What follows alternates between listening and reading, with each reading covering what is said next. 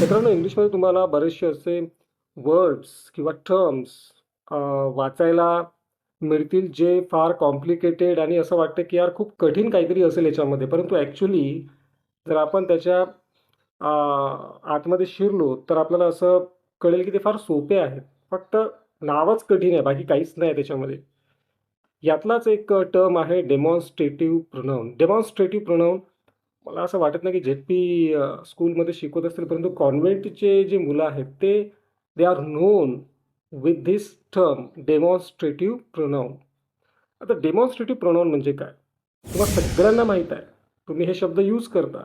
This, that, these आणि those या शब्दांना जेव्हा आपण एखाद्या वाक्यामध्ये ॲज अ नाऊन यूज करतो, तेव्हा यांना डेमॉन्स्ट्रेटिव्ह प्रोनाउन असं म्हटलं जाते.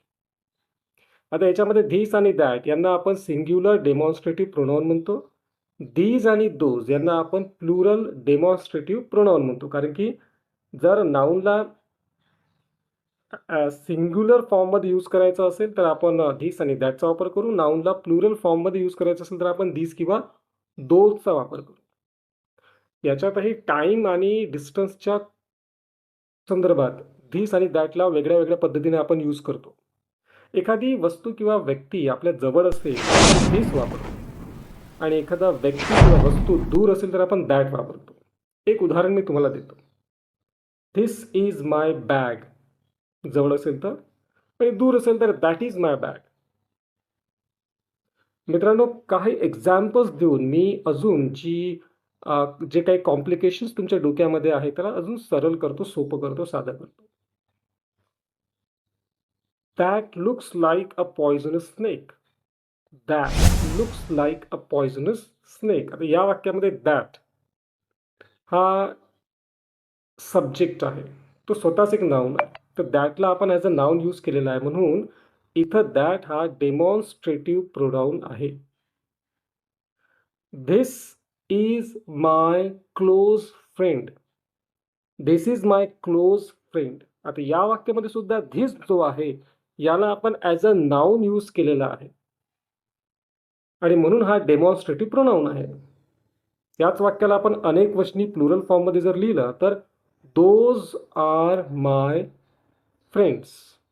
मित्र दूर असतील आणि आपल्या काकांना किंवा आपल्या पॅरेंट्सला सांगायचं असेल की ते माझे मित्र आहेत, तर आपण काय म्हणू? Those are my friends. मित्र जवळ असतील तर दीज आर माय फ्रेंड्स. सरळ आणि सोप्या शब्दात तुम्हाला पुन्हा एकदा सांगतो, जर धिस, दॅट, दीज आणि दोज हे चारच डेमॉन्स्ट्रेटिव्ह प्रोनाउन आहेत.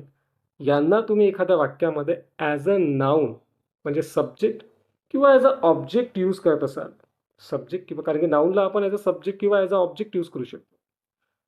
तर त्या वाक्यांमध्ये यांना तुम्ही ग्रामरच्या टर्मिनॉलॉजीमध्ये, जी ग्रामरची भाषा असते, तर ग्रामरच्या भाषेमध्ये तुम्ही यांना डेमॉन्स्ट्रेटिव्ह प्रोनाउन म्हणा.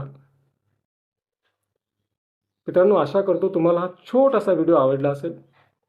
तुम्हाला अजून ग्रामरवर व्हिडिओज पाहिजे असतील तर तुम्ही मला सांगा, ते टॉपिक्स द्या आणि त्याच्यावर मी व्हिडिओ बनवील. अगदी